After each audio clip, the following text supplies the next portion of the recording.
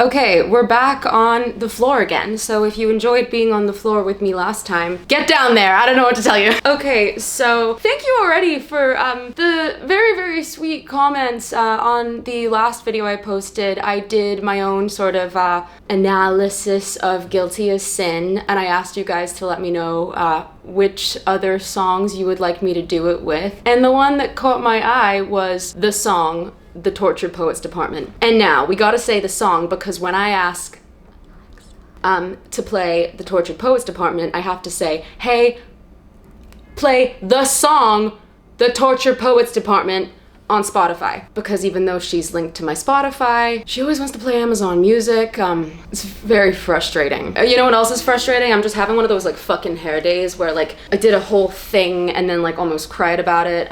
Welcome to the Tortured Perfectionist Department. This channel is actually, no, I hate speaking about myself like that. I am a safe place for girls that used to, or maybe still do, hit themselves in the head with the hairbrush when there's just like one little bump. Safe place for you guys. I know there's probably a lot of you watching this. I reckon you also kind of like lived for your English teacher's approval. I have nothing to say about that. I am that, so it's all gonna be fine. Me when I lie. Okay, so right away before we even get into it, I'm gonna tell you that I think this song is the most self-aware, like self-drag of all time. And it's fucking incredible. And again, just wanna say, this is not me trying to pick apart like how Taylor Swift herself feels about the songs. This is what I think it is in my brain when I make it about me. Opening line is, you left your typewriter at my apartment. Straight away, I hate this guy. What the fuck? We don't even need to get to the next line, but we do. That's how we move along in these things. Straight from the Tortured Poets Department. What a beautiful way to call a man a dickhead. Stunning work. Stunning work. Because that's what this guy is, right? I'm so sorry, but I think I said this in my initial album reaction, and I stand by it. Dude, if someone shows up at my apartment, like, holding a fucking typewriter, yeah, straight from the Tortured Poets Department. Derogatory. Derogatory. Owning a typewriter, completely different story. Like, you can have... See, me when I lie. You can have a typewriter if you want. I think I understand like the, it's kind of like having a camera, right? Like I prefer, like if you're out and about in the world and someone points a camera at you, like for me, I'm less likely to go, oh, like, oh my God, what the fuck? If someone points a phone at me, I'm like, ugh. But a camera, I'm like, it's a single use thing. You're not like live streaming to your fucking Twitch. You're not posting it to your Snapchat. It's like, single-use thing. I get a typewriter for that reason. Like, if you want to just write and not be distracted by like 700 apps, go for it. But don't bring it to my apartment. Jeez, don't bring it over. And it's heavy too. There are days where I like co-work with my friends and I don't bring my fucking laptop because it's heavy. I'm like, I can send emails from my phone. A typewriter, like, I already see this guy in my head, and in case we can't tell by all of this, I don't like him, but we'll get into it because like the thing is we do like him. I think some things I never say, like who uses typewriters anyway? Who uses typewriters anyway? Sorry. You know, already, again, I'm gonna be saying this a lot because I think this is something that Taylor Swift does really beautifully, is the setting of a scene. Like within, how many lines is that? That's like 4 lines that paint such a picture. It's like, guy comes over, I'm sorry, with a fucking typewriter. I love this song. And you hold your tongue, right? You're like, I am gonna think a lot of things about this, about you, but I never say, like, who the fuck uses typewriters anyway? And why did you bring it to my house? And what I mean by like incredible setting of a scene, like we've already got like, honestly, like a full picture of a person, right? Because we know how we feel about this person. It's like, I'm not gonna tell you the honest things that I think are kind of like weird about you. So already we know we're gonna be making a lot of excuses for this man, you know? Because that's how it is, right? When you like someone, when you're that deep in with someone, like you notice these things. Again, we're gonna get into it, but another good setup because we be noticing. But you notice these things and you sort of go, okay, I'm not gonna say that. I'm going to observe. I'm going to love you anyway. but also what the fuck? Noted. I've noticed, and I'm biting my tongue. But you're in self-sabotage mode, throwing spikes down on the road. But I've seen this episode and still love the show. I love this song. But you're in self-sabotage mode, throwing spikes down on the road. Coming from, whence we came, you showed up with your typewriter. And I'm thinking some things, I'm never gonna say them, because maybe you're in self-sabotage mode. And I feel like when you feel this kind of way that I feel the song is sort of painting about someone, you do tiptoe like that, It's like you try and look for these perfect moments to sort of, bring up the thing that you've noticed, but that's hard to do when the person that you're loving and noticing these annoying things about is in self-sabotage mode, It's like you want to be there for them. Also, just the visual of throwing spikes down on the road, it's like I cannot get to you for anything, so I'm not gonna bring up the things I have maybe, concern about. And for me, the throwing spikes down on the road, it's like very on purpose. This person is like, don't come any closer, don't. And I feel like if you haven't been there, oh my god, I'm so jealous of you. But you've got time. Sometimes it feels like these people sort of know when you're gonna start a conversation with them or try and fix some stuff, and they're like, don't you dare, spike. Like they make it impossible for you to talk to them. They're the same kinds of people that when you're like, hey, I'm feeling this way, they're like, oh really, right now? Oh, of course you bring this up right now. But I've seen this episode and still love the show. Goosebumps. It's what I said, right? It's like that, knowing that someone is kind of like a walking red flag, but you can't help it. You like them, you love them. I mean, you love them if this is the kind of thing you're excusing. Also, that is just such a clever line, but I've seen this episode and still love the show. Cause double meaning of episode, right? It's like, oh, you're going through one of your things. You're going through one of your things again. I've seen this. I know that you do this, but I still love you. I still love the show as a whole. And for me, that's how you behave in those situations. It's like, right, I've been here and done this with you, and I'm gonna treat you like I still love you because I've, turned this spiky rock over so much in my brain that it's now just one of those polished gems. And my conclusion is that I still love the show, unfortunately, for now. Who else decodes you, and who's gonna hold you like me?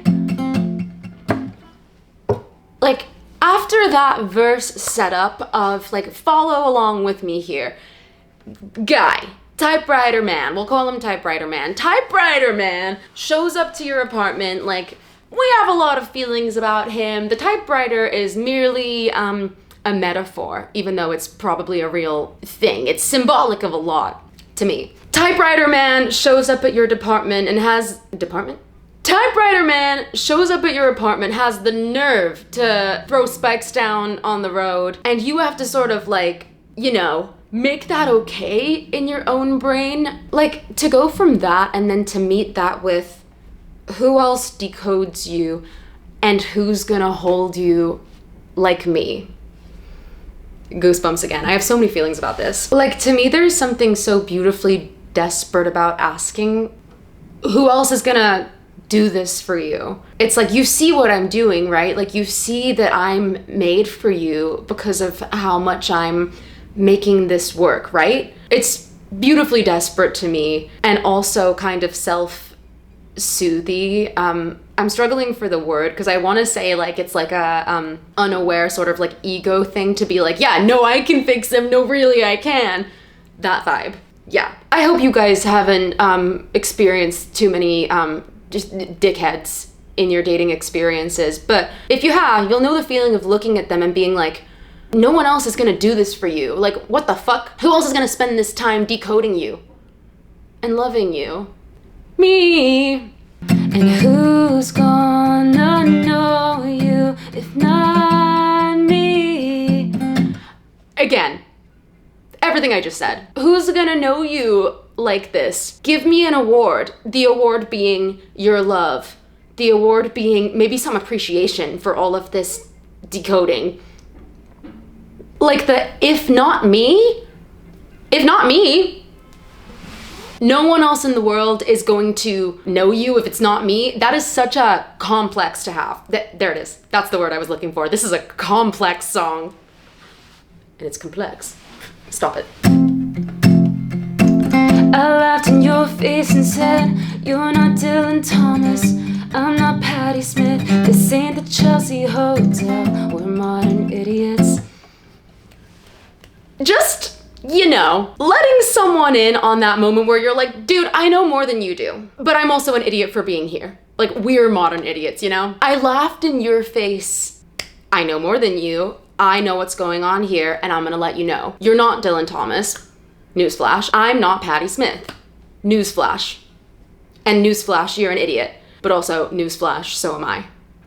Fuck. I laughed in your face and said all of that is so the moment where you break and you're like, dude, I've been putting up with so much and I can't take it any longer. Fuck your spikes. Ha ha ha. Here's the thing. Like, you're not fucking Dylan Thomas, bitch.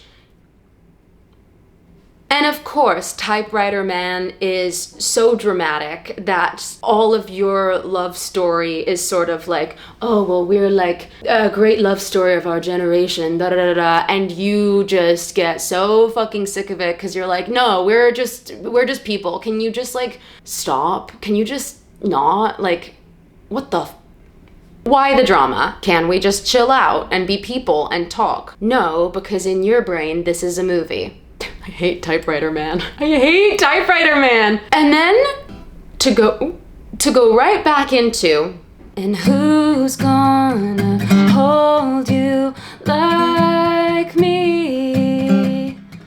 Nobody. No fucking body. Nobody.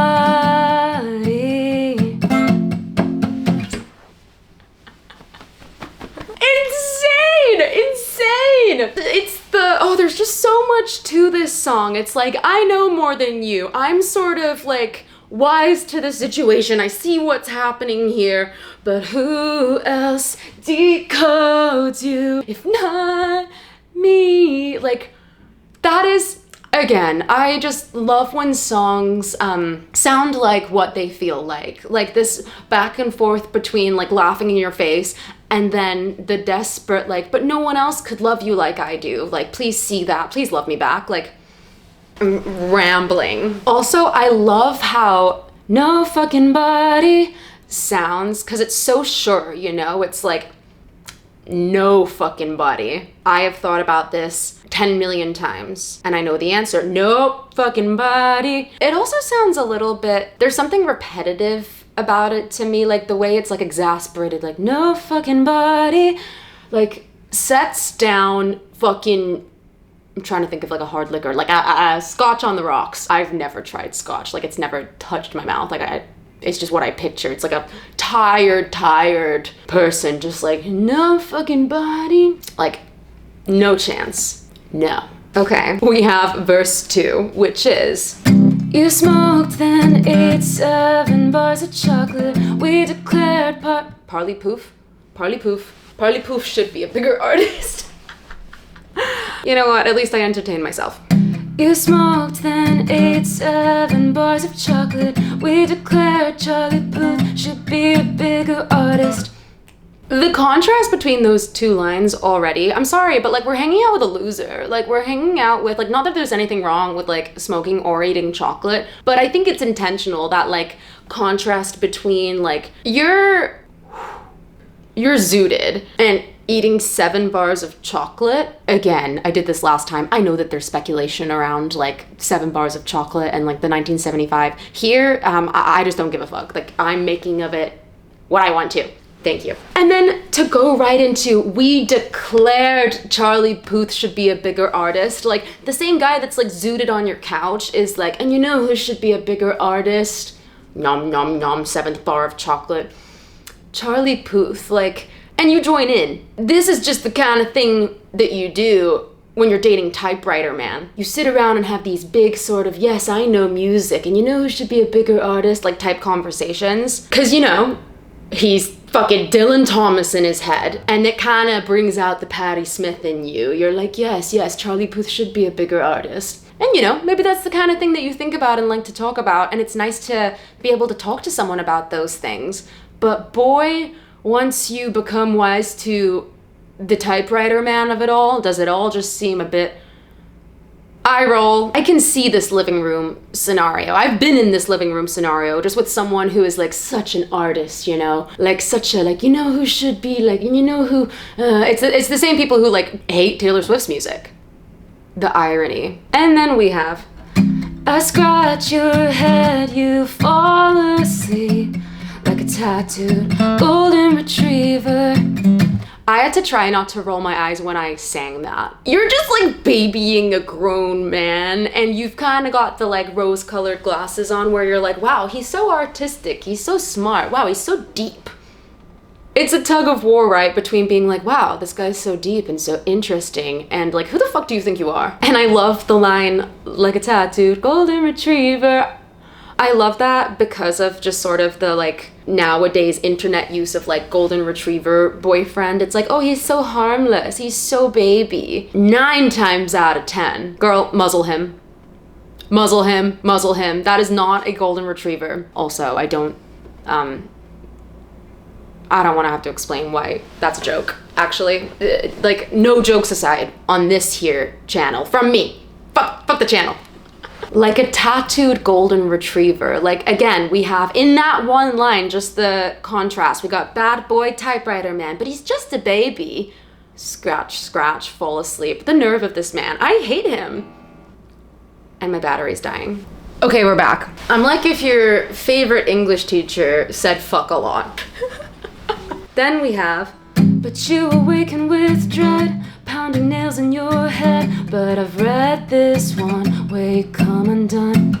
I've been around the block. I've done this. I've read this one where you come undone. Like, nothing can shake me. But this song was written by a shook person from a shook perspective. There's so many layers to it. I'm giving myself goosebumps. You're so aware, but you're still with him. And again, this following what we've just heard with the golden retriever falling asleep so baby thing, it's like, oh, actually, no. Which is probably what the whole relationship is like, right? It's like, yeah, it's good, we're having deep conversations, you're so cute, you eat chocolate, you're zooted, and now it's fucking nightmare material again. But you know what? It's okay, cause I've made it okay in my brain. And it's okay because, and we're so self-aware and we're so committed because I chose this cyclone with you. Which is so like, I've opted in, right? I've opted in, so I'm gonna do this. There's like a level of, I'm too deep, so I'm not gonna let go. I've cracked the code, I figured this out, and I'm committed. I chose this cyclone with you. It's like, well, I knew what I was signing up for, and also I'm ready for it.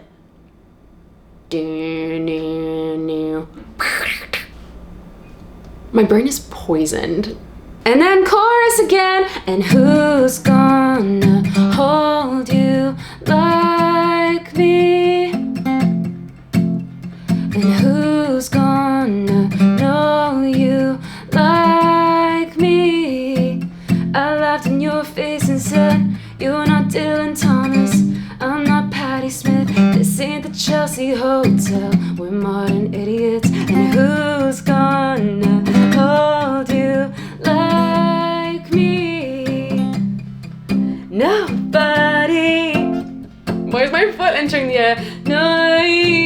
I lost it, but again, it's the coming back to, and I know how songs typically work. I know that we just have a chorus, but everything is always a little bit deeper than that to me. Like, it feels like what it's about. It's like the coming back to this, but who's gonna hold you like me? It's the repetitive sort of, but I've been here and I've done that, and we're doing this. I'm doing this. No one's gonna know you like me. Period. Nobody sets down scotch. Nobody Even the repetitive, like, nobody, nobody, nobody, like, the amount of ways that you could picture someone saying, like, nobody, like, nobody. Okay, I'll try and do it. Oh God, I'm like having new thoughts as I'm trying to play it. Like, there's guilt here too. There's guilt here too, because it's like, I can't leave you. What if you're alone? Who's gonna hold you like me? I'm getting distracted. The different nobodies. I'm not an actor. Let's go. And who's gonna hold you like me? Nobody. Nobody. Nobody. Angry. Nobody sets down scotch. And I love, love, love the bridge. Sometimes I wonder if you're gonna screw this up with me. Already. Oh, I hope you guys don't know how this feels, but I hope you feel seen if you've been there and done this, because I could cry. When you're with someone and you're doing everything fucking possible to make it work, you're kind of like giving them all the keys for it to be good, and they don't grab those keys. It's like, are you gonna fucking screw this up with me? Like, after everything? And that's how it feels, right? It's like, you would be screwing up. Because no one's gonna love you, know you, hold you like me. And you know, when I have time to wonder things, when we're not going on your fucking Typewriter Man roller coaster, sometimes I wonder, like, are you gonna screw this up? Like, after all the work I put into this, after all the everything, like, it's a beautiful line. Being with someone and being like, please don't screw this up. I want this to work, and I've figured out how it can, so please, please, please don't screw it up. I'm done. Sometimes I wonder if you're gonna screw this up with me. But you told Lucy you'd kill yourself if I ever leave. It's like, I wonder, like, are you gonna screw this up? But I'm clinging to things maybe you said to me once, to our friends once. I'm gonna cling to those things for dear life, and they're gonna keep me going while I step on the spikes on the road, while you tippy-tappy at your stupid typewriter. I hate Typewriter Man. I'm gonna make a shirt that says that. I fucking hate Typewriter Man. But you told Lucy you'd kill yourself if I ever leave. And I had said that to Jack about you, so I felt seen. Everyone we know understands why it's meant to be.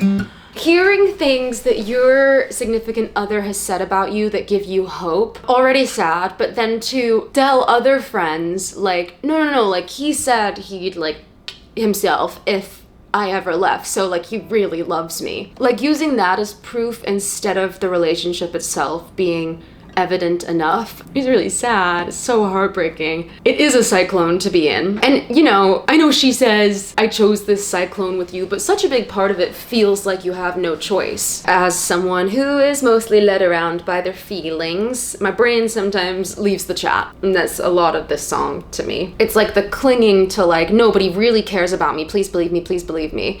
And even this next line, the everyone we know understands why it's meant to be. I'm sorry, but all I picture is like a group of friends while you're like, no, he said this to Lucy, so, and they're all just looking at you like here's where the maybe not so self-aware part of the song comes in for me, because it's like, no, everyone we know understands why it's meant to be. Also, I'm a lyrics girly, but like for me, that lyric, how it sounds is so the everyone we know understands that. It looks like a roller coaster in my brain, which is what this song is about to me. Like, what? Never get on the Typewriter Man roller coaster if you can avoid it. Don't say she didn't warn ya. Don't go to Typewriter Man. And the line, and I had said that to Jack about you, so I felt seen, to me sounds a little bit like you're defending why you sort of like repeated it. Like maybe you're telling Typewriter Man, like, yeah, like I said this thing, but like I needed someone to see me. Like, my friends don't get this. My friends don't get why I'm doing this with you. So I said that. I wanted to feel seen. Like, needing someone to get it when you're in this sort of situation is just so heartbreakingly real. Everyone we know understands why it's meant to be. 'Cause we're crazy. So tell me, who else is gonna know me? Sorry, it was one of those lines again where I had to like not actively roll my eyes. And I swear, I fucking love this song. I'm just eye rolling because I've been here, done that, and it fucking sucks. I think having "'cause we're crazy" after everyone we know understands why it's meant to be. Again, I'm picturing the room full of people like, yeah, this makes sense, 'cause you're crazy too. Like, you sound insane, girl, like saying this. Of course this is what's happening to you guys. Of course this is a match made in hell, but it's a match made. And I'm a really big fan of little simple lyrics like this, like when she goes, "So tell me, who else is gonna know me?" To say that right after the whole, like, "'cause we're crazy," it's like you've dug this hole where it's like, no, well, now I have to make it work, 'cause who else is gonna know me? Like, no one else actually gets this. Like, you're saying everyone you know understands it, while you're probably looking at them all like, and you're like, oh, nobody's ever gonna get it, so I'm gonna hang on to Typewriter Man, because tell me, who else is gonna know me? And then we have maybe the most heartbreaking part of the song. Let's go. At dinner you take my ring off my middle finger and put it on the one. People put wedding rings on, and that's the closest I've come to my heart exploding. For all my eye rolls, I do be welling up, and this is what I mean by the song is written like, and it sounds like what it's about. Like, it's genius. It's genius. This is such a specific scene, again, like such a specific scene setting moment, like even to the listener, like even to the like fucking Typewriter Man, you're like, no, you did this thing. Like, at dinner you take my middle ring, fuck you Typewriter Man, ring finger off. Yes, he cut off your finger. No, I can't get my words together. Explaining why you're so in deep while it also sounding really like, hey man, like you did this thing, like don't do that to me and then be this way. You took my ring off my middle finger and put it on the wedding finger. That's why I'm so helpless, right? Like that made my heart... That's the closest I've come, even that line, and that's the closest I've come to my heart exploding. It's like, I don't want to just like leave this behind. Oh my God, but also when people that are bad for you do these little things where they're like so cute, so romantic, it's brain chemistry. Like you get addicted to it because when it's the roller coaster, the lows are so low that the highs feel fucking amazing. Like, of course your heart's gonna... But specifically, the closest I've come makes me honestly really sad because it's like, I've never felt anything like this. And it's someone in my brain who like doesn't understand how bad it is for them yet. They don't know that there is better love, or maybe they do know. And this kind of love is just more fun and interesting. Don't look at the back of my head. It's none of my business. And I love how soft the song becomes briefly after the bridge. The who's gonna hold you, me, and who's gonna know you, me. It's less defensive at this point. It's like almost pleading in my brain. It's like both an answer that's so like, no, it's me, but it's also, pick me, please me, who's gonna know you? 4 Seasons, baby. Me! And then right after that soft moment, which again, I'm sorry, it sounds like what it feels like. Oh, I've hit the last of it. I'm in the trenches right now, but like, me. We go right back to fuck you. You're not Dylan Thomas, I'm not Patti Smith. This ain't the Chelsea Hotel. We're 2 idiots, and who's gonna know? Carried away. I love her music. I really love the line change here from "we're modern idiots" to "we're 2 idiots," because for me, the modern idiots thing is such a genius way to like encapsulate like the we're not a greatest love story of all time, we're just like 2 people, and this happens to fucking so many people. We're modern idiots, and then to change it to "we're 2 idiots," like for me that change is just like so much specific ownership. Like, we're 2 idiots. Like, I was already in there, but now confirmed, I'm an idiot too. And then for it to get big again, I can't do it fully in here. I kind of try, but I have neighbors and I respect them. The scream, the loud sort of sounds like, again, like desperate, like, ah! Who else is gonna? Who's gonna hold you? Who's gonna hold? Because at this point it's your mantra, right? Like it's, I know this is how choruses work, but in my brain this is like your mantra at this point. It's like, who's gonna hold you? Who's gonna hold? Who's gonna? It's like so chaotic. It's what it feels like. There's probably so many better ways for me to say that, but I hope my truth resonates. Thank you for watching. I like that I chose 2 songs in a row that do this. I really love when she ends the songs with the opening lyric, again, right at the end. It just makes it a loop to me. It's like, and nothing's been resolved. We're right back where we started with Typewriter Man showing up with his typewriter. For me, it almost feels like, hey, I said everything I needed to in that first line. Like, that kind of had all you needed to know, but I just had more to say. She's like, you know what? That's what I've always said. I didn't need to be saying all of that, but You left your typewriter at my apartment, straight from the tortured poets department. Who else did you call to? and a little like, nobody. Like, this is the brain of a person who has lost their mind. And I love it. I love it. It's there for me when I'm losing mine. I also just like having songs that remind me of certain times in my life. Like this one where I'm like, whoa, yeah, that is exactly what that feels like. So thank you to the person that suggested that I do this with this song, because clearly I had a lot of fun. I'm really enjoying doing this. I'm really enjoying reading y'all's interpretations. Like, some of you have gone out of your way to like send me long Instagram DMs, like telling me what you think. I love it. I'm not sure if that's because there's like a character limit to the YouTube comment section, but any place is welcome. One last thought, I think it's also cool that she calls herself like, the chairman of the Tortured Poets department. It's like, hey, tortured poet knows tortured poet, and I'm the chairman. Like, I'm better at this than you. I see you. This is not new to me. Okay, I gotta shut up. Thank you so much for watching this video. Again, tell me your thoughts, leave comments, leave suggestions for whatever you want me to listen to and ramble about next. Like the video. I hate this prescriptive outro shit. Will you please just like the video and like share it with other Swifties? Subscribe. Yeah, that's the one I was missing. Thank you. Bye. Oh wait, we're gonna do a little outro like last time.